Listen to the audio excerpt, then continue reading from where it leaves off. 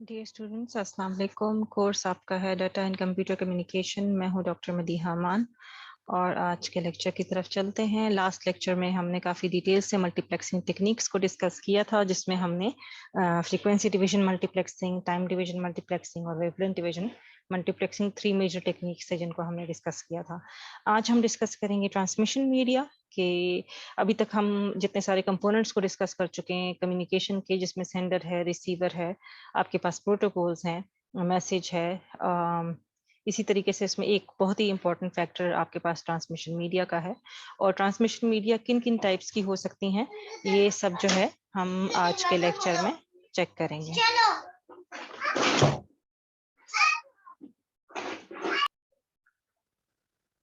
तो आज के लेक्चर में हम डिस्कस करेंगे ट्रांसमिशन मीडिया किन किन कॉन्टेक्ट्स में, गाइडेड मीडिया के कॉन्टेक्स्ट में आज का लेक्चर हम कवर करेंगे और फिर नेक्स्ट लेक्चर हम अनगाइडेड मीडिया के कॉन्टेक्स्ट में कवर करेंगे। गाइडेड मीडिया में हमारे पास 3 मेन वो हैं, इसके कैटेगरीज हैं, जिसमें ट्विस्टेड पेयर केबल आता है, कोएक्सियल केबल आता है और फाइबर ऑप्टिक्स केबल आता है। ट्रांसमिशन मीडिया जैसे हमने पहले भी डिस्कस किया था, वो क्या होता है ट्रांसमिशन मीडिया। ट्रांसमिशन मीडिया आपके पास वो चैनल है, वो जरिया है जिसके थ्रू एक सेंडर एक रिसीवर को मैसेज डिलीवर करेगा। ये आपके पास कहाँ पे लोकेटेड होता है? टेक्निकली जाहिर है, दो डिवाइसेस अगर कनेक्टेड हैं तो वो एक ट्रांसमिशन मीडिया के जरिए कनेक्टेड है।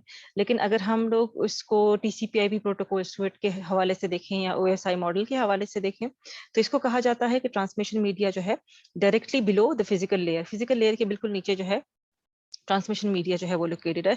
क्योंकि फिजिकल लेयर से ही, जैसे कि इस डायग्राम में आपको नजर आ रहा है, फिजिकल लेयर से ही ट्रांसमिशन मीडिया पे डाटा डाला जाएगा और इसी ट्रांसमिशन मीडिया से सबसे पहले फिजिकल लेयर के पास ही डेस्टिनेशन पे डाटा जो है वो पहुंचेगा।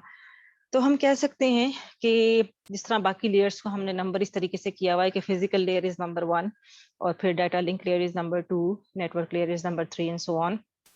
तो अगर ये एग्जिस्ट करता है बिलो फिजिकल लेयर, तो हम इसको क्या कह सकते हैं, लेयर 0 का नाम भी हम इसको दे सकते हैं। इस फिगर में आप देख रहे हैं जैसे पोजीशन ऑफ ट्रांसमिशन मीडिया है in relation to physical layer क्या है, तो फिजिकल लेयर के फौरन बाद जो है आपको ट्रांसमिशन मीडिया मिलेगा और डेस्टिनेशन एंड पे ट्रांसमिशन मीडियम के फौरन बाद जो है आपको फिजिकल लेयर मिलेगी। ट्रांसमिशन मीडिया जो है उसको हम ब्रॉडली इस तरह से डिफाइन करते हैं कि कोई भी ऐसी चीज जो कि इंफॉर्मेशन को इस तरह से, मतलब इंफॉर्मेशन को कैरी कर सके फ्रॉम सोर्स टू डेस्टिनेशन। जैसे for example two people having a dinner conversation, मतलब अगर हम लोग खाने पे बात कर रहे हैं, तो हम दो लोग बात कर रहे हैं, तो उनके दरमियान आपके पास ट्रांसमिशन मीडियम क्या है, एयर है, और एयर के जरिए ही वो एक दूसरे को अपनी बात पहुंचा पा रहे हैं। तो the air can be also be used to convey the message in smoke signal और सेमाफोर्स। स्मोक सिग्नल्स आपको पता होगा, अक्सर ये स्काउटिंग और इन चीज़ों में भी बताते हैं कि एसओएस, अगर आप किसी परेशानी में हो तो आप स्मोक्स से कैसे आप हेल्प के सिग्नल्स भेज सकते हैं। तो उसके लिए भी आप एयर का यूज़ करते हैं। तो उसके लिए भी यानी एयर आपके पास क्या हो गया, एक ट्रांसमिशन मीडिया हो गया। एक रिटन मैसेज के लिए क्या होगा? अब जाहिर है रिटन मैसेज के लिए भी मीडियम क्या क्या हो सकता है।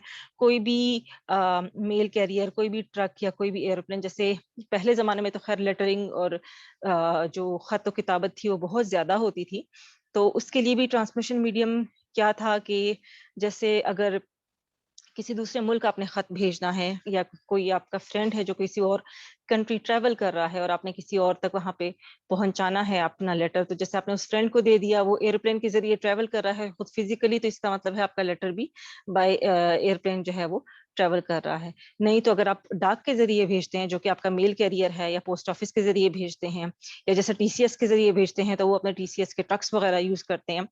तो हर एस्पेक्ट में आप देखेंगे अम, वो फैक्टर जो कि आपको आपके डाटा के लिए कैरियर बन रहा है और आपके डाटा को सोर्स से डेस्टिनेशन तक पहुंचा रहा है, वो क्या कहलाएगा, ट्रांसमिशन मीडिया कहलाएगा। In data communications, the definition of the information and transmission medium is more specific. अब हम आते हैं specifically data communication की तरफ। ये तो हम general बात कर रहे हैं ना, जैसे air हम लोगों ने conversation में use कर ली और mail carrier हम लोगों ने उसमें use कर लिया। अगर हम specifically data communications की बात करें, तो transmission medium हमारे पास इस केस में क्या क्या होता है? Free space है, जिसमें हम लोग वायरलेस सिग्नल्स भेजते हैं।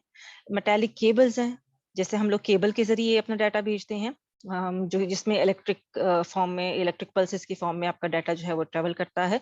या आपके पास फाइबर ऑप्टिक केबल्स होंगी। ये ऐसी केबल्स हैं जिनमें लाइट के जरिए डाटा ट्रेवल करता है, किस तरीके से कि आपका डाटा पहले कन्वर्ट होता है लाइट पल्सेस में इंस्टेड ऑफ इलेक्ट्रिक पल्सेस, तो और फिर उसके बाद वो थ्रू आउट केबल में ट्रेवल करता है। तो डाटा कम्युनिकेशन के कॉन्टेक्स्ट में ट्रांसमिशन मीडियम हमारे पास अब फ्री स्पेस भी हो सकता है, कोई मेटालिक केबल भी हो सकती है, और फाइबर ऑप्टिक केबल भी हो सकता है। The information is usually a signal, और इन्फॉर्मेशन इस केस में हमारे पास क्या होती है? नॉर्मली सिग्नल ही होता है। That is the result of a conversion of data from another form.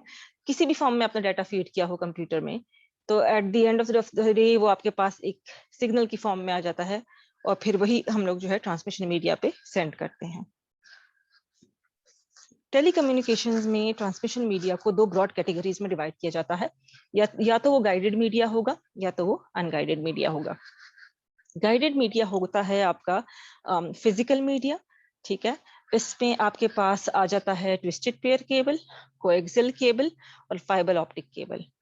और अनगाइडेड मीडिया आपके पास आ जाती है फ्री स्पेस, ठीक है। वो फिजिकल नहीं होता बल्कि फ्री स्पेस होती है आपके पास। तो अनगाइडेड मीडिया के भी हमारे पास काफी सारे एग्जांपल्स हैं, जैसे रेडियो वेव ट्रांसमिशन है, या माइक्रोवेव ट्रांसमिशन है, या इंफ्रारेड ट्रांसमिशन है। ये सारे हमारे पास उसमें इस कैटेगरीज में आते हैं। तो जैसे आप इस डायग्राम में क्लासिफिकेशन देख रहे हैं, ट्रांसमिशन मीडिया है, इसके हमारे पास गाइडेड मीडिया है और अनगाइडेड मीडिया है। गाइडेड मीडिया सिंस हमारे पास फिजिकल मीडिया है तो इसको हम वायर्ड मीडिया भी कहते हैं, और अनगाइडेड मीडिया हमारे पास फ्री स्पेस है तो इसको हम वायरलेस कहते हैं। गाइडेड मीडिया की कैटेगरीज में हमारे पास ट्विस्टेड पेयर केबल है, कोएक्सियल केबल है और फाइबर ऑप्टिक केबल है। और वायरलेस के केस में, अनगाइडेड मीडिया के केस में हमारे पास रेडियो वेव्स हैं, माइक्रोवेव्स हैं और इंफ्रारेड है। गाइडेड मीडिया में क्या है? गाइडेड मीडिया वो गाइडेड मीडिया कहलाएगा जो कि आपको एक फिजिकल चैनल प्रोवाइड करेगा कि एक डिवाइस दूसरे डिवाइस से फिजिकली कनेक्टेड हो, ठीक है। अब इसमें जैसे हमने पीछे डायग्राम में देखा कि ये तीन हमारे पास एस्पेक्ट्स हैं, इसके ट्विस्टेड पेयर देखेंगे हम, कोएक्सियल और फाइबर ऑप्टिक्स देखेंगे। A signal traveling along any of these media is directed and contained by the physical limits of the medium, ठीक है। अब कोई भी जो दो डिवाइसेस हैं, वो अगर आपस में एक फिजिकल मीडियम से कनेक्टेड हैं, तो या तो ये ट्विस्टेड पेयर होगा, या कोएक्सियल केबल होगा, या फाइबर ऑप्टिक होगा। लेकिन सिंस ये फिजिकल मीडियम है तो इसकी फिजिकल मीडियम की जो लिमिटेशंस होती हैं वही इसकी लिमिटेशंस होंगी। Twisted pair and coaxial cable use metallic conductors that accept and transport signals in the form of electric current. अब इनमें से जो ये दो हैं, ट्विस्टेड पेयर है और कोएक्सियल केबल है, तो ये मेटालिक कंडक्टर्स को यूज करती हैं, जिनकी केबल्स होती हैं, और ये इलेक्ट्रिक पल्सेस को ट्रांसपोर्ट करती है, इलेक्ट्रिक करंट को की फॉर्म में डाटा को भेजती है और रिसीव करती है। और जो फाइबर ऑप्टिक है ये लाइट की फॉर्म में डाटा एक्सेप्ट करती है और लाइट की फॉर्म में ही डाटा को भेजती है, मीडियम पे ट्रेवल करती है। So fibre optic is a cable that accepts and transport signals in the form of light. अब आ जाते हैं पहले वाले पे, ट्विस्टेड पेयर केबल के। ट्विस्टेड पेयर केबल नॉर्मली आपके सामने डायग्राम भी आपको नजर आ रही होगी। तो ट्विस्टेड पेयर में नाम से आपको पता लग रहा है कि इसमें आपके पास दो कंडक्टर्स होते हैं, एक ये कंडक्टर है और दूसरा ये कंडक्टर है। दो कंडक्टर्स हैं, टू कंडक्टर्स ऑफ इलेक्ट्रिसिटी है, ठीक है। ये कंडक्टर्स हैं, दोनों कंडक्टर्स को प्लास्टिक केसिंग में इंसुलेट किया हुआ है। ये देख रहे हैं आप कि ये प्लास्टिक केसिंग में है और ये वाला भी सारा प्लास्टिक केसिंग में है। अच्छा, दो कंडक्टर्स हैं, प्लास्टिक केसिंग में इनको इनकैप्सुलेट किया हुआ है और फिर इनको ट्विस्ट किया हुआ है, ठीक है। इस किस्म की जो वायर होती है इसको हम कहते हैं ट्विस्टेड पेयर केबल। इसमें जो एक वायर है वो सिग्नल को कैरी करने के लिए यूज होता है, जो कि सेंडर से रिसीवर आपका सिग्नल पहुंचाता है, और दूसरा जो वायर है वो सिर्फ ग्राउंड रेफरेंस होता है आपका, ठीक है। जो रिसीवर है वो क्या करता है, इन दोनों वायर्स में से जो डिफरेंस होता है वो यूज कर लेता है और उसमें से अपना डाटा निकालता है। In addition to the signal sent by the sender on one of the wires, interference and crosstalk may affect both wires and create unwanted signals. अब इसके पीछे लॉजिक क्या है कि दो वायर्स को पकड़ के ट्विस्ट किया गया? लॉजिक ये है कि जैसे अगर ये दो हम लोग सीधे सीधे रखते हैं वायर्स, ठीक है, और सेंडर ने सिग्नल भेजा किसी एक वायर पे, ठीक है, एक वायर पे सिग्नल भेजेंगे तो उसमें आपके पास, हमने ट्रांसमिशन इंपेयरमेंट्स की बात की थी जिसमें हमारे पास इंटरफेरेंस और नॉइज और क्रॉसटॉक और वो सारी चीजें थी, जिसकी वजह से आपके नॉर्मल सिग्नल में कुछ ऐसे एस्पेक्ट्स ऐड हो जाते हैं, ठीक है, जो कि उसको एटेन्युएट करते हैं, जो कि उसको इंपेयरमेंट में लेकर आते हैं सिग्नल को, ठीक है, विच क्रिएट्स अनवांटेड सिग्नल्स। होता क्या है, if two wires are parallel, अगर ये दो वायर्स पैरेलल हों, so the effect of these unwanted signal is not the same in both wires because they are at different locations relative to noise and crosstalk. दो wires parallel हैं, अब इसमें noise या crosstalk की वजह से इसमें भी इंटरफेरेंस आएगी और इसमें भी आएगी, लेकिन दोनों की डिस्टेंस आप देख रहे हैं, दोनों का जहां से मेन सोर्स, जहां से इसमें नॉइज या क्रॉसटॉक या जो भी सोर्स से इसमें इंपेयरमेंट आ रही है, मुमकिन है कि ये वाला करीब हो, ये वाला दूर हो, मुमकिन है कि ये वाला करीब हो और ये वाला दूर हो, जिसका मतलब ये है कि जो अनवांटेड सिग्नल्स हैं वो दोनों वायर में सेम नहीं होंगी, ठीक है, अनवांटेड सिग्नल्स दोनों वायर में same, one is closer and other is farther, मुमकिन है कि एक करीब हो दूसरा दूर हो, मुमकिन है कि दूसरा करीब हो पहला वाला दूर हो। इसके नतीजे में क्या होता है कि जब रिसीवर के पास पहुंचता है तो जाहिर है उसके पास डिफरेंस पहुंचेगा एट द रिसीवर, जो कि भेजा गया था वो चीज नहीं पहुंचेगी।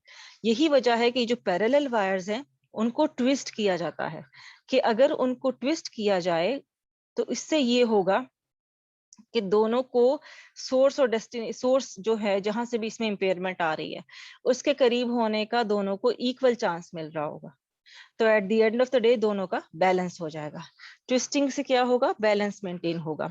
सपोज इन वन ट्विस्ट, एक ट्विस्ट में एक ये वाली वायर करीब है, इस दूसरे ट्विस्ट में जो है ये दूसरी वायर करीब है टू द नॉइज सोर्स, ठीक है, in the next twist the reverse is true. So twisting makes it probable that both wires are affected equally by external influence. अब external influence ने लाजमी केबल को affect करना है, हमने ये make sure करना है कि दोनों पे effect जो है वो सिमिलर हो, इक्वल हो, ताकि एग्जैक्ट सिग्नल जो है वो आपके पास डेस्टिनेशन तक पहुंच सके। This means that the receiver which calculates the difference between the two receives no unwanted signals. इस तरीके से क्या होगा, unwanted signals का जो difference है वो cancel out हो जाएगा। It is clear that the number of twists per unit length, for example जैसे इंच पे अगर हम कर रहे हैं, has some effect on the quality of the cable, कि अगर एक इंच में इतने ट्विस्ट हैं तो वो इतनी अच्छी क्वालिटी की केबल है, अगर एक इंच में इससे ज्यादा ट्विस्ट हैं तो वो ऐसी क्वालिटी की केबल है। तो क्वालिटी डिपेंड करती है कि आपके पास एक यूनिट लेंथ में कितने ट्विस्ट आपने डाले हुए हैं इस केबल में। अच्छा, अब इसमें एक कैटेगरी आती है, एक ट्विस्टेड पेयर्स में दो कैटेगरीज हैं, एक आपके पास अनशील्डेड ट्विस्टेड पेयर होता है केबल, और एक आपके पास शील्डेड ट्विस्टेड पेयर केबल होता है। The most common twisted pair cable used in communication is जो सबसे ज्यादा commonly यूज होता है वो UTP है, अनशील्डेड ट्विस्टेड पेयर है, और जो STP है वो नॉर्मली IBM और IBM के सिस्टम्स और IBM के जो कम्युनिकेशंस हैं उसमें यूज होता है। तो इसलिए जो फोकस है सारा काफी बुक्स में और जो लिटरेचर का फोकस है वो मोस्टली UTP पे होता है, क्योंकि ये जो STP है ये लिमिटेड है IBM के लिए। बहरहाल दोनों में डिफरेंस आपको पता होना चाहिए, जैसे कि नाम से पता लग रहा है अनशील्डेड है और शील्डेड है, ठीक है। STP cable has a metal foil or braided mesh covering that encases each pair of insulated conductors. यहाँ से डायग्राम में देख लेते हैं, ये मेरे पास शील्डेड ट्विस्टेड पेयर है और ये मेरे पास अनशील्डेड ट्विस्टेड पेयर है, ठीक है। अब अनशील्डेड ट्विस्टेड पेयर में ये हमारे दो कंडक्टर्स हैं, ये इसकी प्लास्टिक की इंसुलेशन है और ये ट्विस्ट हुए हुए हैं, और ये एक प्लास्टिक कवर में, मतलब एक मोटे ब्लैक कवर में जो है इसको रैप किया गया है। अब जो ये शील्डेड ट्विस्टेड पेयर है ये क्या करते हैं कि मजीद इसको इंटरफेरेंस से और एम्पेयरमेंट से बचाने के लिए इनके पास भी ये कंडक्टर्स हैं, ठीक है, ये इंसुलेटर्स हैं, ये ट्विस्ट हुआ हुआ है, तो इसको पहले ये लोग कवर करते हैं एक मेटालिक शील्ड में, ठीक है, ये मेटालिक शील्ड है, और मेटालिक शील्ड में कवर करने के बाद फिर इसको डाला जाता है प्लास्टिक कवर में। ये इसका प्लास्टिक कवर है।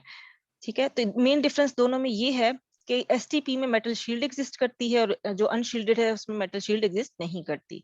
और मेटल शील्ड एग्जिस्ट करती है इस वजह से ये जो है ज्यादा वो है, it is not more prone to impairments, जो वॉइस है या नॉइज है या कोई भी अटेन्युएशन है।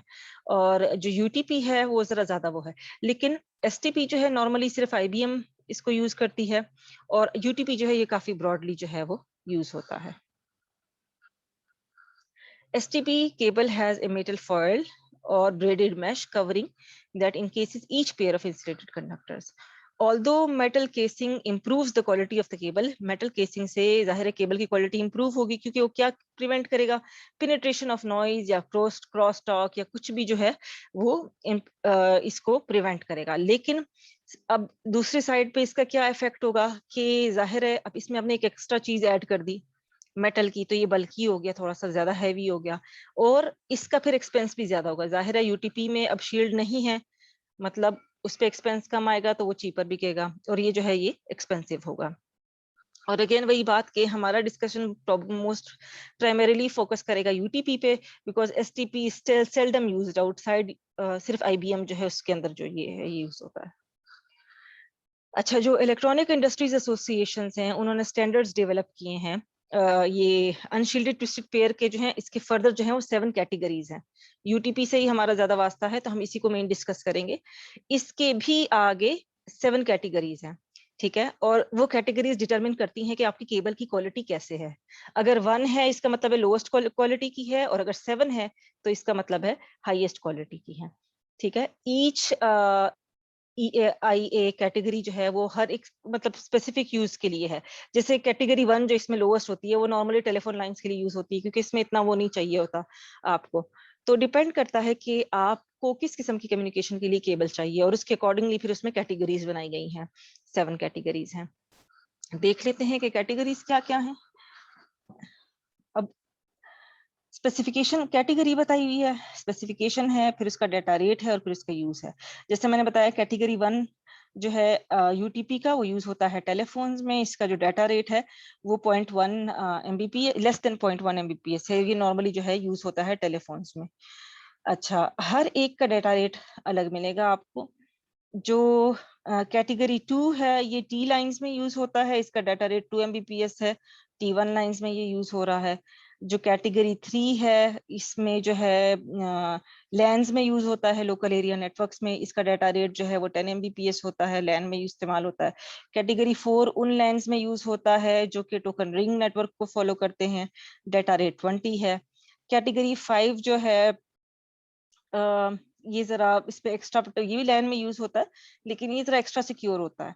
इसमें एक जैकेट होती है और एक आउटसाइड शेथ यूज होता है जो कि इसको मजीद नॉइज से और इन चीजों से प्रोटेक्ट करता है।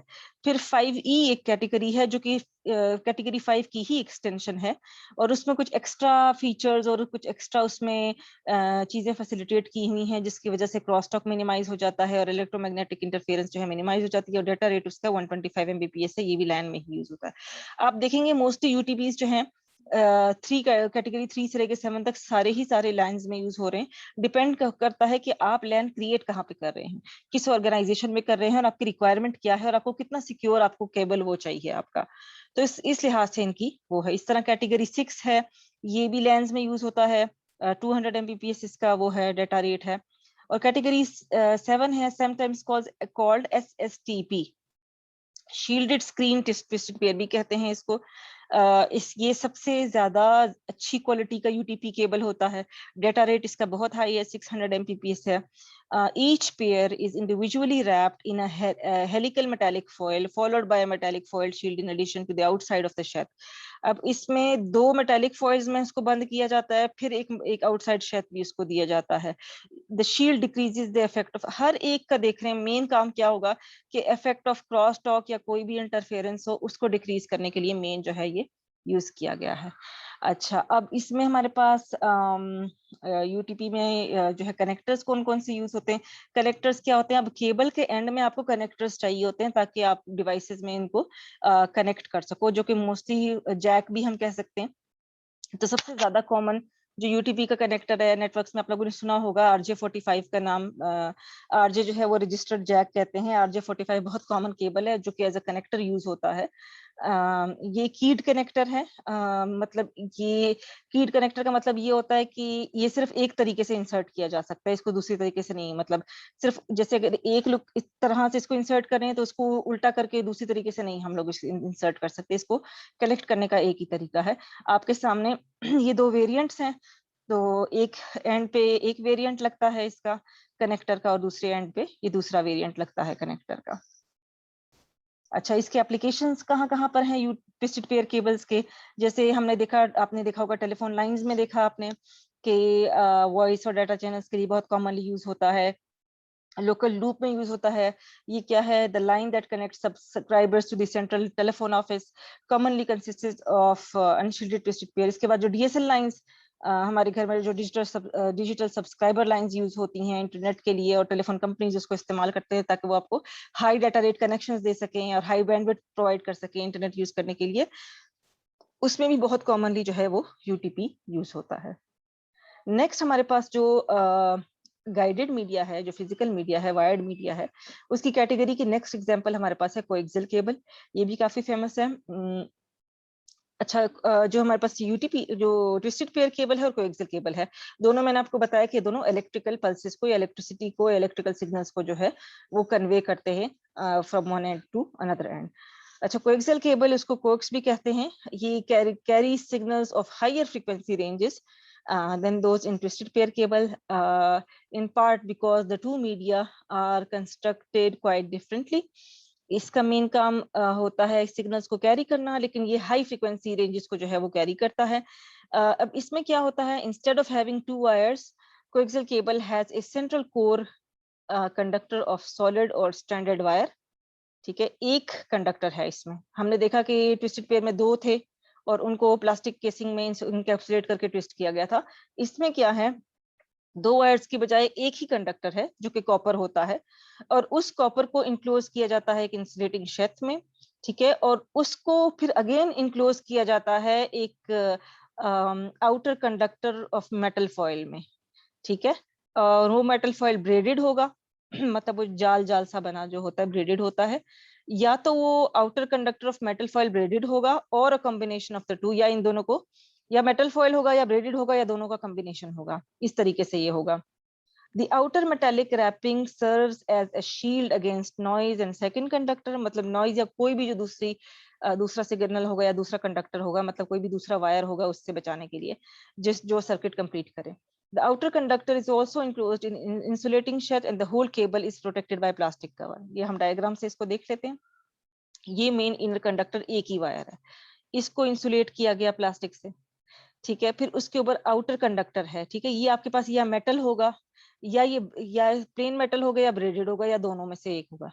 इसको फिर दोबारा इंसुलेटर के साथ देखें, इसमें वो किया गया है, इनकैप्सुलेट किया गया है, और फिर एंड में इसको प्लास्टिक कवरिंग जो है वो दी गई है। Coaxial cables are categorized by their radio government ratings. Each RG number, अब जिस तरह हम लोगों ने ट्विस्टेड पेयर की हम लोगों ने कैटेगरीज देखी कि 7 कैटेगरीज हैं और किस किस तरीके से और किन किन चीजों में यूजुअली यूज होती हैं। इस तरह कोएक्सियल केबल की जो कैटेगराइजेशन का उसका स्टैंडर्ड है, उसको हम लोग radio government rating RG ratings कहते हैं। Each RG number denotes a unique set of physical specification. हर एक RG नंबर का मतलब है कि ये जो कोएक्सियल केबल है इसकी अलग फिजिकल स्पेसिफिकेशंस हैं। इसमें ये भी आएगा कि कितने वायर का, कितने गॉज का वायर है, इनर कंडक्टर कितना है, थिकनेस कितनी है, इनर इंसुलेटर उसका कितना है। मतलब हर एक की, जैसे ये बना हुआ है ना, हर एक की थिकनेस और लेंथ और विड्थ और क्वालिटी और साइज सब जो है वो तीनों कैटेगरीज का चेंज होता है, डिपेंड करता है कि वो किस चीज के लिए यूज किया जा रहा है। Each cable defined by an RJ rating is adapted for a specialized function. अब जैसे यहाँ पे बताई हुई हैं 3 कैटेगरीज हैं। कैटेगरी बताई हुई है, उसकी इम्पिडेंस बताई हुई है और आपको उसका यूज बताया हुआ है। RG59, RG58 और RG11 ये 3 बहुत कॉमन कैटेगरीज हैं। RG59 की इम्पिडेंस जो है वो 75 ओम्स है। आगे चला गया। RG58 की जो है वो 50 ओम है और जो है RG11 की जो है वो 50, वो भी 50 ओम है। अच्छा, RG59 यूज हो रहा है केबल टीवी में, जो हमारे घरों में केबल टीवी आता है उसके लिए, और RG58 फिर ईथरनेट के लिए यूज होता है, थिन ईथरनेट और थिक ईथरनेट। ठीक है, ये ईथरनेट क्या होता है? ईथरनेट आपके पास लैन ही होता है जो कि अभी वैन से कनेक्ट नहीं होता, यानी आउटसाइड कनेक्टिविटी उसकी इंटरनेट के साथ नहीं होती, तो ईथरनेट कहलाता है। तो थिन ईथरनेट के लिए RG58 यूज होता है और थिक ईथरनेट के लिए RG11 यूज होता है। अच्छा, इसके कनेक्टर देख लेते हैं। इसमें जो है BNC कनेक्टर नॉर्मली यूज होते हैं to connect coaxial cable to devices. हमें कोएक्सियल कनेक्टर्स चाहिए। सबसे कॉमन टाइप जो है वो BNC कनेक्टर है, बायोनेट नील कॉन्सिलमैन इसकी फुल फॉर्म है, लेकिन नॉर्मली इनको जो है BNC कनेक्टर्स के नाम से ही ये मशहूर है, BNC कनेक्टर्स ही कहा जाता है। अच्छा, इसकी 3 टाइप्स हैं इन कनेक्टर्स की। 3 popular types of these connectors. एक है टिपिकल BNC कनेक्टर, एक है BNC का T कनेक्टर और एक है BNC का टर्मिनेटर। जैसे हम लोगों ने पढ़ी थी ना बस टोपोलॉजी, तो बस टोपोलॉजी में BNC कनेक्टर हमारे दोनों एंड्स पे यूज होती है। एक एंड पे जो है आपके पास नॉर्मल BNC कनेक्टर यूज होता है और आखिरी एंड पे आपके पास BNC टर्मिनेटर होता है, जिसका जो बस की केबल का आपको बताता है कि एंड है, इसको मजीद और एक्सटेंड नहीं कर रहे हैं। फिगर में आपके सामने नजर आ रहा होगा, 3 आपके पास हैं। ये जो है फर्स्ट वन, ये आपके पास BNC कनेक्टर है। तो ये कनेक्ट करता है कोएक्सियल केबल को जो है डिवाइसेस के साथ या सिस्टम्स के साथ। ठीक है, ये जैसे मेन केबल आ रही है, तो इस तरीके का ये BNC कनेक्टर होता है। अच्छा, दूसरा आपके पास BNC T कनेक्टर है। नाम से भी पता लग रहा है, इसकी शेप से ही पता लग रहा है कि ये T शेप की फॉर्म में होता है और ये भी कनेक्ट करता है। आप देख सकते हैं कि इसमें यहाँ से और यहाँ से इनपुट की ऑप्शंस आपके पास हैं डिवाइसेस को कनेक्ट करने के लिए। मेन जो है वो BNC वो ये है। और एक आपके पास BNC टर्मिनेटर होता है, जो कि आपके पास एक कनेक्टिविटी को या केबल लाइन को खत्म करता है। जैसे हम बस के बैकबोन केबल की अगर बात करें, एंड में BNC टर्मिनेटर होता है, तो ये मेन BNC है और उसमें एंड में ये टर्मिनेटर का ये होता है। आपको अंदाजा इस चीज से होता है कि वो ग्राउंड के साथ फिर कनेक्टेड होता है, तो जिसकी वजह से फिर ये क्या हो जाता है, टर्मिनेट हो जाता है। अच्छा, BNC connector is use to connect the end of the cable to a device, जैसे टीवी सेट के साथ हमने कनेक्ट किया। BNC T connector is use in Ethernet networks, जैसे हमने ब्रांच आउट करने कनेक्शंस दोनों साइड से हमने जैसे कंप्यूटर लगाने या डिवाइसेस लगाने। और टर्मिनेटर हम यूज करते हैं, is use at the end of the cable to prevent the reflection of the signal, कि सिग्नल जो है वो रिफ्लेक्ट ना हो बल्कि यहीं जाके खत्म हो जाए। एप्लीकेशंस देख लेते हैं। कोएक्सियल केबल में हमारे पास क्या क्या एप्लीकेशंस हैं। हमारे पास widely used analogue telephone networks, जहाँ पे सिंगल कोएक्सियल नेटवर्क जो है वो 10,000 वॉइस सिग्नल्स जो है वो कैरी कर सकता है। लेटर फिर बाद में जब हमारे पास डिजिटल टेलीफोन नेटवर्क्स आ गए, उसमें भी कोएक्सियल केबल्स यूज हुए, और उसमें जब हमने ये कोएक्सियल केबल इंट्रोड्यूस किया, तो एक सिंगल कोएक्सियल केबल जो है वो 600 मेगाबिट्स पर सेकेंड तक का डिजिटल डाटा जो है वो कैरी कर सकता है। However, coaxial cable telephone networks में आजकल बहुत ज्यादा आपने देखा होगा, हर जगह जो है वो कोएक्सियल केबल को रिप्लेस किया गया है किस चीज से, फाइबर ऑप्टिक से। मेनली किस वजह से, स्पीड की वजह से। कि coaxial cable although it is very good आपके पास डाटा पहुंचाने में और आपको प्रोटेक्ट करने में किसी भी इम्पेयरमेंट से या नॉइज से या इन चीजों से, बट स्पीड के लिहाज से you know speed of light जो है वो नॉर्मल उससे बहुत तेज है। तो fibre optic since it uses light pulses, तो इसलिए इसकी तरफ लोग ज्यादातर ऑप्ट करते हैं फॉर बेटर ट्रांसमिशन और for better performance of the network. तो केबल टीवी नेटवर्क्स जो हैं वो भी कोएक्सियल केबल्स यूज करते हैं। In traditional cable TV network the entire network used coaxial cable. पहले जब ये इंट्रोड्यूस हुए, पूरे नेटवर्क में कोएक्सियल केबल्स यूज हो रहे थे। However, cable TV providers replaced most of the media with fiber optic cable. तो वो क्या हो गया, एक रिप्लेसमेंट हो गई उसकी कोएक्सियल केबल से फाइबर ऑप्टिक्स की तरफ। Hybrid networks use coaxial cable only at the network boundaries and near consumer premises. जो ये मतलब एक हाइब्रिड नेटवर्क बन जाता है। मतलब टीवी नेटवर्क ने ये नहीं किया कि थ्रू आउट सारा जो है वो फाइबर ऑप्टिक फैला दिया, बल्कि उन्होंने क्या किया कि कंज्यूमर प्रेमिसेस जो लोगों के घरों के करीब करीब जो है वो उन्होंने कोएक्सियल केबल रहने दिया, और जो मेन नेटवर्क है और नेटवर्क वहां पे उन्होंने जो है वो फाइबर ऑप्टिक्स जो है वो इम्प्लीमेंट किया। केबल टीवी जैसे हम पीछे 3 कैटेगरीज डिस्कस कर चुके हैं, RG59 की कैटेगरी जो है वो यूज करता है कोएक्सियल केबल की। दूसरी कॉमन एप्लीकेशन कोएक्सियल केबल की है ईथरनेट लैन्स में, क्योंकि हाई बैंडविड्थ है और हाई डाटा रेट है, तो कोएक्सियल केबल को इसलिए चूज किया गया कि वो डिजिटल ट्रांसमिशंस को ईथरनेट में ज्यादा अच्छे से संभाल सकेगा। कॉमन जो इसके यूज हो रहे हैं वो है 10BASE-2 है। 10BASE-2 है आपके पास, इसको हम थिन ईथरनेट भी कहते हैं। जो है ये यूज करता है RG58 कोएक्सियल केबल को, BNC कनेक्टर्स को भी यूज करते हैं। जैसे मैंने हम लोगों ने पीछे इसमें टेबल में देखा, 10 Mbps जो है इसकी डाटा रेट है और रेंज इसकी है 185 मीटर्स। और नेक्स्ट आपके पास है 10BASE-5, ये थिक ईथरनेट के लिए यूज होता है। और ये जो है RG11 है, थिक कोएक्सियल केबल जो है ये यूज कर रहा है। और इसके साथ साथ जो है इसकी 10 मेगाबिट्स पर सेकंड इसकी रेंज है, सॉरी डाटा रेट है, और रेंज इसकी जो है 5000 मीटर्स है। अच्छा, थिक इथरनेट के जो है स्पेशलाइज्ड कनेक्टर्स होते हैं। लास्ट इसमें जो हमारे पास आ रहा है वायर्ड मीडिया में, या फिर हम कह सकते हैं फिजिकल मीडिया या गाइडेड मीडिया में, हमारे पास यूज होता है fibre optic cable. Fibre optic cable क्या है, जैसे मैंने पीछे भी आपको बताया, एक ऐसी केबल है जो कि इंस्टेड ऑफ इलेक्ट्रिक पल्सेस क्या ट्रांसमिट करता है, light pulses. A fiber optic cable is made of glass or plastic and transmits signal in the form of light. Light travels in straight line as long as it is moving through single uniform substance. इसमें ये है कि usually ये refraction और reflection को use करके travel करता है, लेकिन अगर तो ये सिंगल यूनिफॉर्म सब्सटेंस के थ्रू मूव हो रहा है, तो जैसे ये है तो बिल्कुल स्ट्रेट लाइट इसमें मूव करेगा। If a ray of light travelling through one substance suddenly enters another substance, जैसे वो एक वायर से जिसकी डेंसिटी अलग हो और ये लाइट रे एंटर हो रही है दूसरे वायर में जिसकी डेंसिटी अलग है, तो जाहिर है ये तो लाइट है, तो ये अपनी डायरेक्शन जो है वो, ये जो रे है ये डायरेक्शन चेंज कर सकती है। स्टैंडर्ड फिजिक्स है ये। figure shows how a ray of light changes direction when growing from more dense to less dense substance। ये फिगर देख लेते हैं। ये लेस डेंस मीडियम है, ये मोर डेंस मीडियम है, ठीक है। और ये हमारे पास क्रिटिकल एंगल है, वो जहां से लाइट रिफ्लेक्ट करेगी। तो यहाँ पे अगर इस तरीके से ये ट्रेवल कर रही है, तो जैसे ही मीडियम इसका चेंज हुआ, तो ये देखें ये इसका एंगल बिल्कुल चेंज हो गया, ठीक है। अब यहाँ से अगेन अगर इसका चेंज हुआ क्रिटिकल एंगल, तो यहाँ से आके ये फिर यूं जाएगा। और अगर बिल्कुल जो क्रिटिकल एंगल है, अगर वो एंगल ऑफ रिफ्लेक्शन से ग्रेटर है, तो वो बिल्कुल एग्जैक्टली रिफ्लेक्ट करेगा। और अगर जो क्रिटिकल एंगल है वो आई से जो है वो है इक्वल है, तो वो रिफ्लेक्ट करेगा। और अगर लेस है तो भी रिफ्लेक्ट करेगा।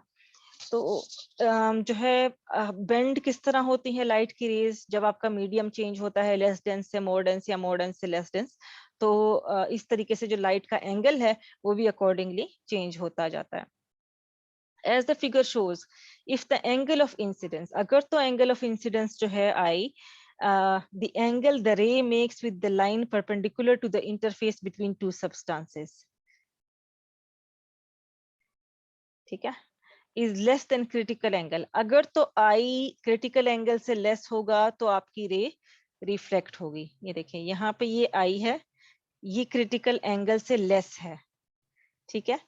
क्रिटिकल एंगल से लेस है तो यहाँ पे हमारी रे क्या हो गई, रिफ्रैक्ट हो गई। The ray refracts and moves closer to the surface. If the angle of incidence is equal to the critical angle, the light bends along the interface. अगर तो ये इक्वल हो गया इसके, I is equal to critical angle, तो ये बिल्कुल surface के इक्वल पैरेलल होके मूव करेगी रे जो है।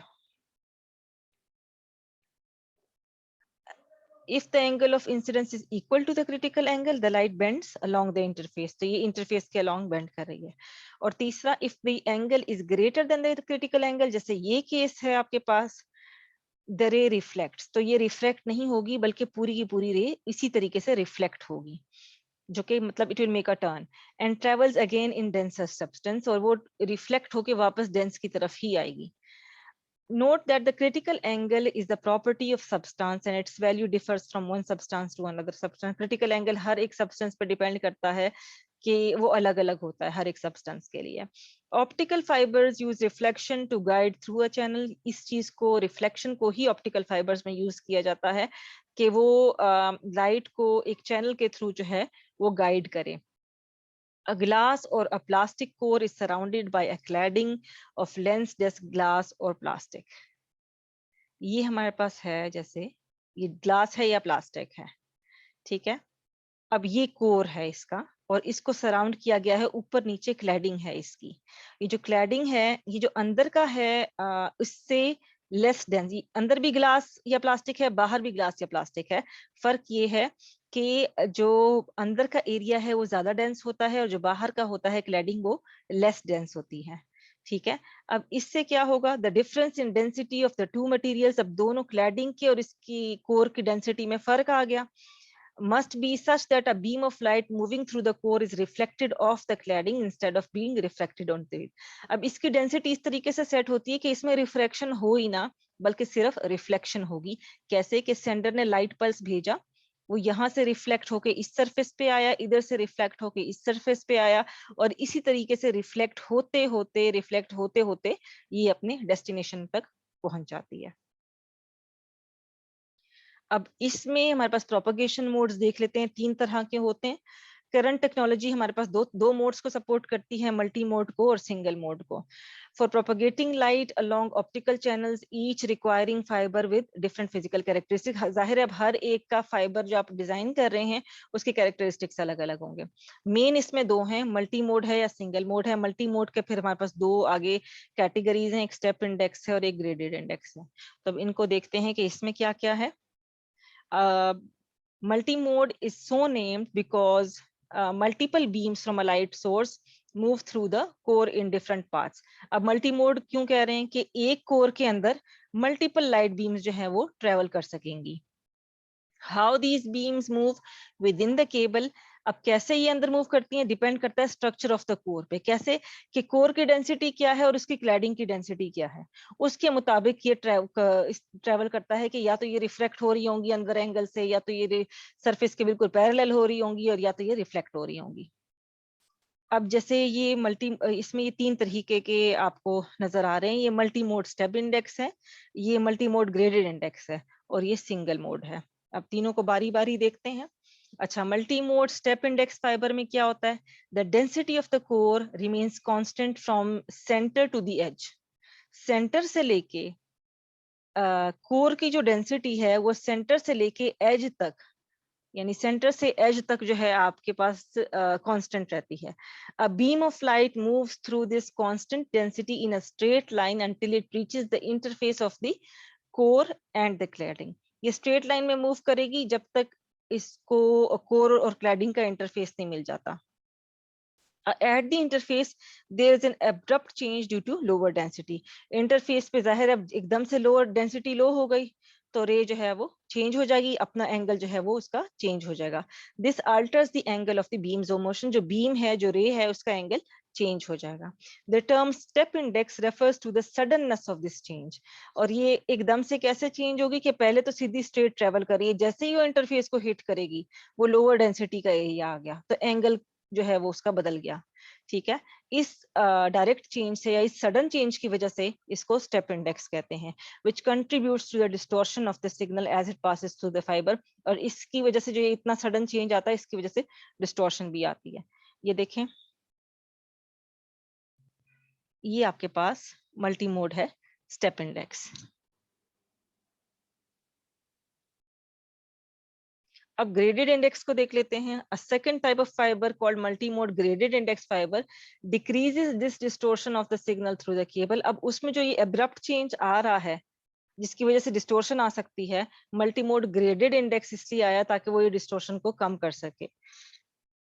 The word index here refers to the index of refraction. ठीक है, थ्रू आउट जैसे हम जहाँ पे हम फाइबर ऑप्टिक्स की बात कर रहे हैं, जहाँ मैं आपको इंडेक्स बता रही हूँ, ये मैं इंडेक्स ऑफ रिफ्रैक्शन की बात कर रही हूँ। द इंडेक्स ऑफ रिफ्रैक्शन जो है वो आपको पता है डेंसिटी से रिलेटेड होता है।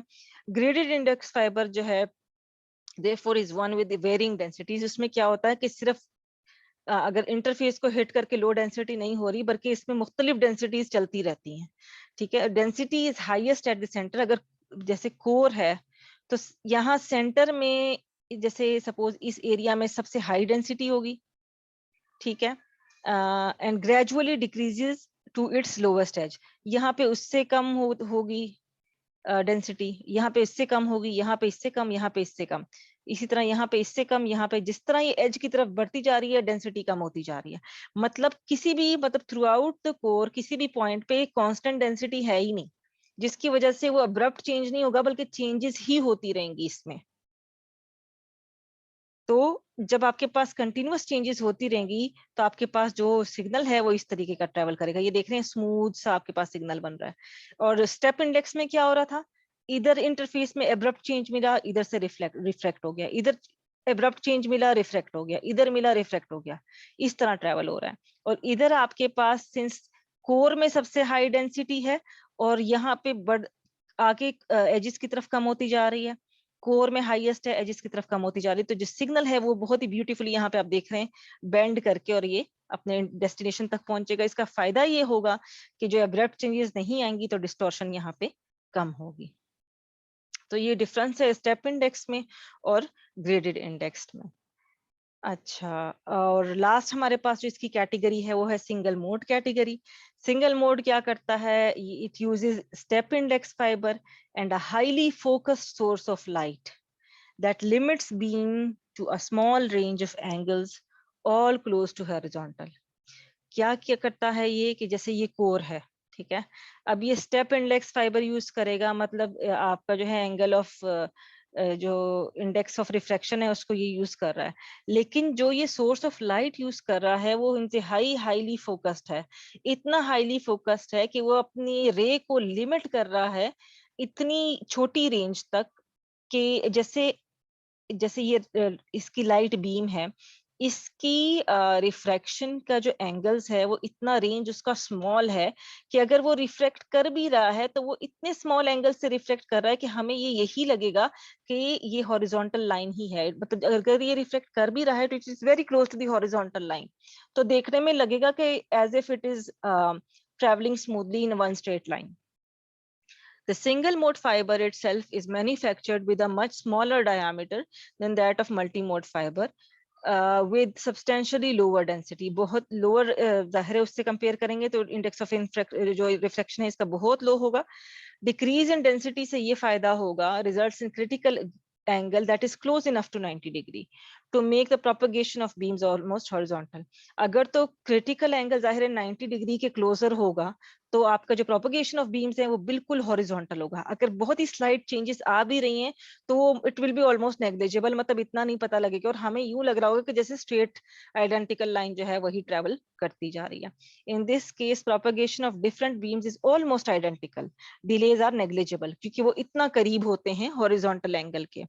All the beams arrive at the destination together. जाहिर है अब जो एक हो, दो हो, तीन हो, वो सब इसी तरह लग रही होंगी कि जैसे इस एक कांस्टेंट पाथ पर ट्रेवल कर रही हैं। तो सारी बीम्स जैसे सोर्स से शुरू होती हैं तो डेस्टिनेशन पे एक साथ ही कंबाइन होके जो है वो पहुंचती हैं and can be recombined with little distortion to the angle। इसमें जाहिर है डिस्टॉर्शन भी काफी कम होगी। जैसे ये हम पिक्चर में देखते हैं डायग्राम में, ये देखें ये सिंगल मोड है, इवन दो चेंजेस आ रही हैं इसमें, बट इट सीम्स एज दो ये एक स्मूथ स्ट्रेट लाइन है और जो डेस्टिनेशन पे हमारे पास जो सिग्नल, जो हमारे पास रिजल्टेंट सिग्नल होता है वो काफी डिस्टोर्शन फ्री और नॉइस फ्री और इम्पेयरमेंट फ्री होता है। तो ये हमारे पास है सिंगल मोड जो है फाइबर ऑप्टिक्स का। इसके हम साइजेस देख लेते हैं, जिस तरह हम कैटेगरीज वगैरह देख रहे थे उसके, जिस तरह कैटेगरीज थे ट्विस्टेड पेयर के और फिर जो आरजी रेटिंग से हमें पता लग रहा था कोएक्सियल केबल का, इस तरह फाइबर ऑप्टिक्स जो है इसका भी होता है। किस पे डिपेंड करता है, fibre optics are defined by the ratio of diameter of their core. इनके कोर का डायामीटर क्या है, एक तो इस चीज पे डिपेंड करता है। किसके साथ हम कंपेयर करेंगे, diameter of core to the diameter of the cladding, क्योंकि इनके डायमीटर्स पे और इनके डेंसिटीज पे मोस्टली डिपेंड करता है कि किस तरीके का आपका फाइबर ऑप्टिक केबल है। दोनों को हम माइक्रोमीटर्स में एक्सप्रेस करते हैं, चाहे वो डायमीटर ऑफ कोर हो, चाहे वो डायमीटर ऑफ क्लैडिंग हो। माइक्रोमीटर जो है वो इनका यूनिट है, म्यू एम, हम इसको इस तरीके से लिखते हैं।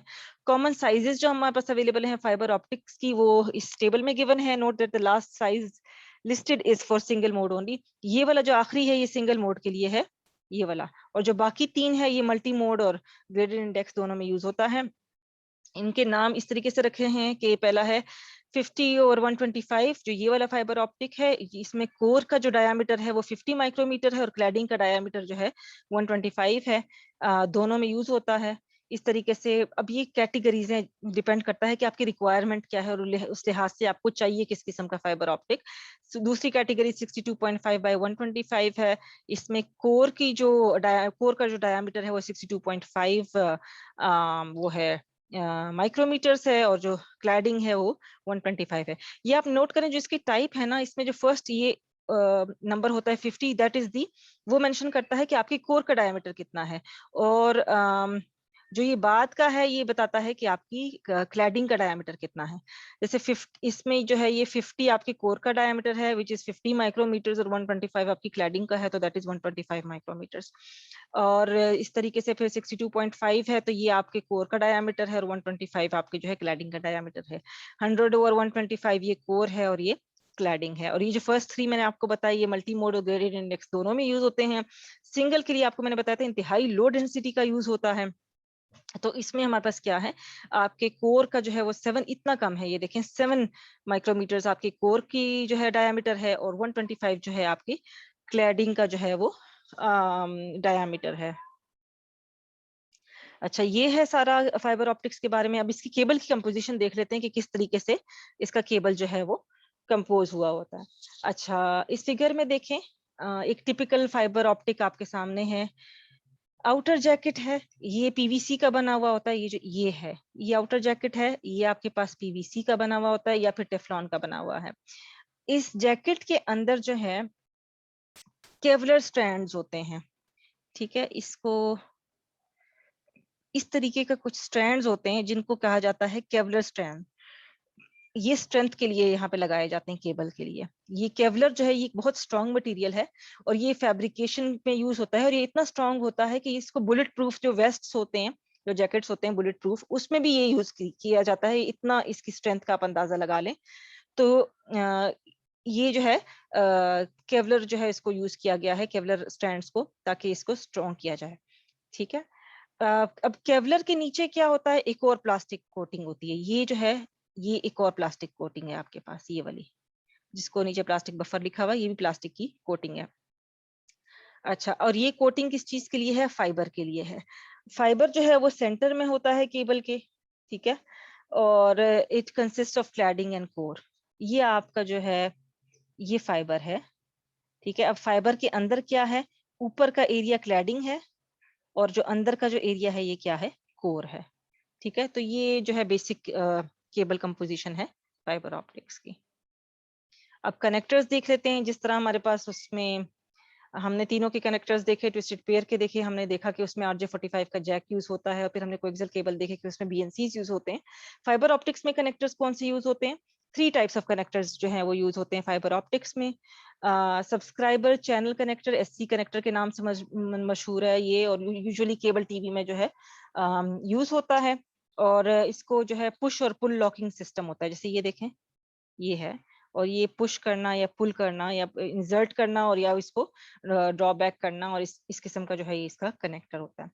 नेक्स्ट इसमें है straight tip connector, ST connector के नाम से ये मशहूर है, और ये हमारे नेटवर्किंग डिवाइसेस में बहुत कॉमनली यूज होता है। ST कनेक्टर जो है ये बेयनेट लॉकिंग सिस्टम जो है यूज करता है, और ये जो है ST से ज्यादा रिलायबल होते हैं। इनकी लॉकिंग सिस्टम आप देखें, इसको कहते हैं बेयनेट लॉकिंग सिस्टम, और ये जिस तरीके से लॉक होते हैं जाके, तो ये ज्यादा रिलायबल है as compare to SC connectors.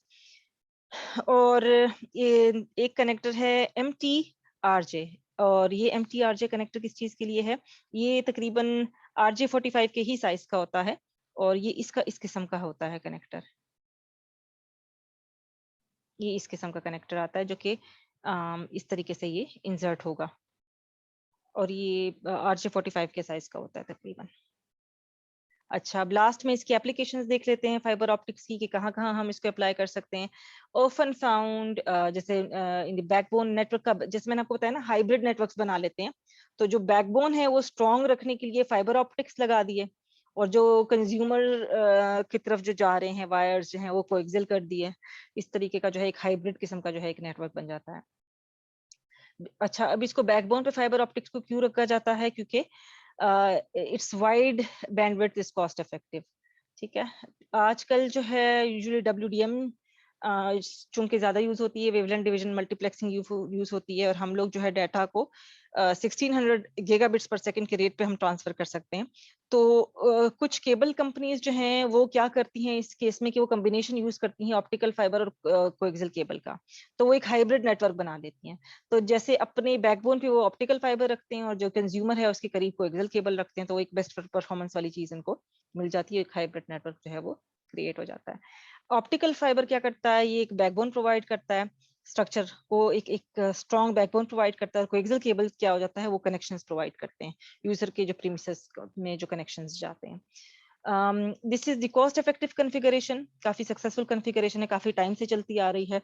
Since the narrow bandwidth requirement at the user does not justify the use of optical का फाइबर। ऑप्टिकल फाइबर ऐसी चीज है कि वो बहुत ही ब्रॉड बैंडविड्थ प्रोवाइड करता है, तो अगर हम लोग यूजर प्रीमिसेस पे कोएक्सियल केबल की बजाय फाइबर ऑप्टिक केबल देंगे, तो सिंस यूजर की रिक्वायरमेंट इतनी नहीं होती, तो वो जो फाइबर ऑप्टिक है उसकी आधी से ज्यादा बैंडविड्थ जो है वो वेस्ट जाएगी, उसका फायदा नहीं होगा।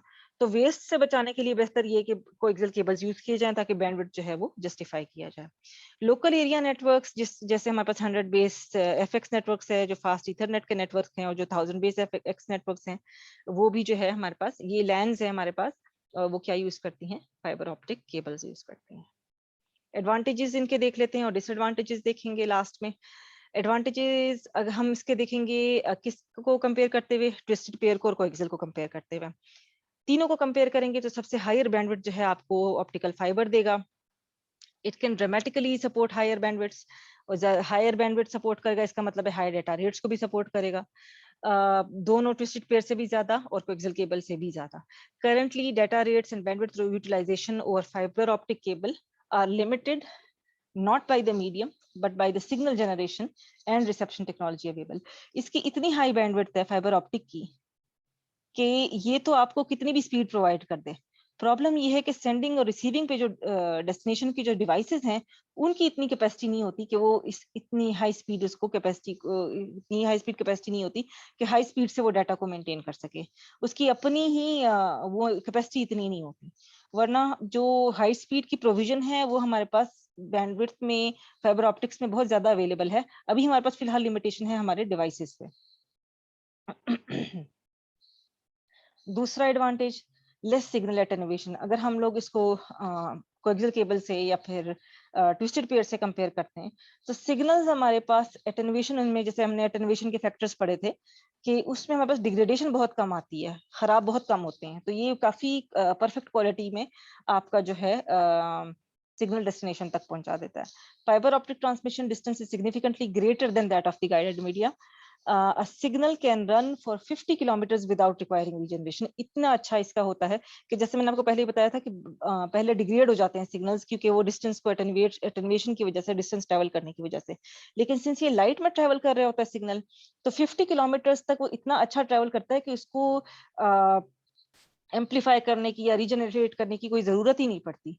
और हालांकि जब हम अगर कंपेयर करें ट्विस्टेड पेयर को और कोएक्सियल केबल को, तो हमें हर 5 किलोमीटर बाद रिपीटर चाहिए होता है ताकि सिग्नल की जो डिग्रेडेशन है उसको वापस तकरीबन एम्पलीफाई करके अपनी हालत में लाया जा सके। और ये इतने ज्यादा वो होते हैं less susceptible to noise and interference कि ये 50 किलोमीटर तक without any further requirement of regeneration run कर जाते हैं।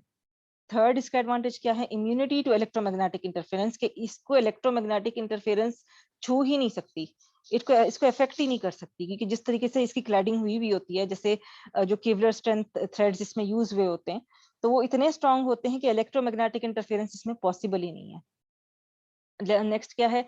कोरोसिव मटेरियल्स है, रेजिस्टेंस टू कोरोसिव मटेरियल्स।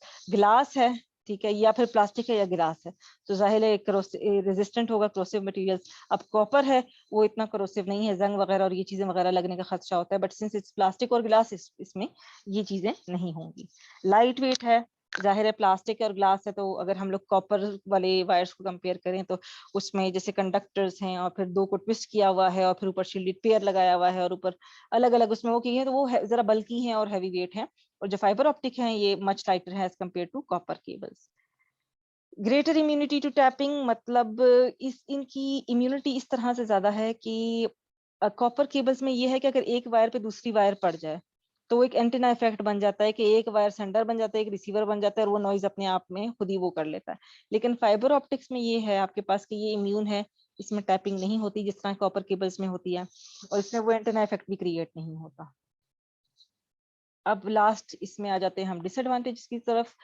इसमें डिसएडवांटेजेस में हमारे पास क्या है, इंस्टॉलेशन और मेंटेनेंस जाहिर है इसकी रिलेटिवली ये न्यू टेक्नोलॉजी है, तो इसमें एक्सपर्टीज चाहिए इसके इंस्टॉलेशन में भी और मेंटेनेंस में भी, जो कि हर जगह अवेलेबल नहीं होती। दूसरी यूनिडायरेक्शनल लाइट प्रोपगेशन है कि वो लाइट जो ट्रेवल करेगी, तो अगर एक हम फाइबर ऑप्टिक की केबल इंस्टॉल करेंगे ना तो वो यूनिडायरेक्शनल होगी, एक साइड से करेगी। अगर हमें बाई डायरेक्शनल चाहिए तो हमें दो जो है फाइबर ऑप्टिक की केबल्स जो है वो इंस्टॉल करनी पड़ेंगी। इसी तरीके से फिर कॉस्ट भी इसकी ज्यादा है, ठीक है। the cable and the interfaces are relatively more expensive, जाहिर है इतना ये आपको सब कुछ प्रोवाइड कर रहा है तो everything comes at a cost. If the demand for the bandwidth is not high, तो फिर यही बात है कि अगर डिमांड बैंडविड्थ ज्यादा की नहीं है तो फिर the better option will be either twisted pair और कोएक्सियल केबल, क्योंकि आप वो अगर तो डिमांड ज्यादा नहीं है तो वही बैंडविड्थ वेस्ट करने वाली बात है, और अगर डिमांड ज्यादा है तो then fibre optic is a better choice. अच्छा जी, हमारे पास हमारा लेक्चर यहाँ पे एंड होता है। आज हमने काफी डिटेल के साथ ट्रांसमिशन मीडिया के एक एस्पेक्ट को देखा है, जो कि है हमारे पास वायर्ड मीडिया और गाइडेड मीडिया। जो है इसके अलावा हमारे पास एक और वायरलेस मीडिया जो हमारे पास है अनगाइडेड मीडिया, वो हम इंशाल्लाह कल के लेक्चर में कवर करेंगे। आई होप आपको अच्छे से आज का लेक्चर समझ आ गया होगा। आपको अगर कोई क्वेश्चंस हैं, कोई क्वेरीज हैं, तो मेरा व्हाट्सएप भी आपके पास अवेलेबल है, मेरा ईमेल आईडी भी आपके पास है, तो उस पर आप क्वेश्चंस वगैरह कर सकते हैं। इंशाल्लाह नेक्स्ट क्लास में आपसे मुलाकात होगी। अल्लाह हाफिज।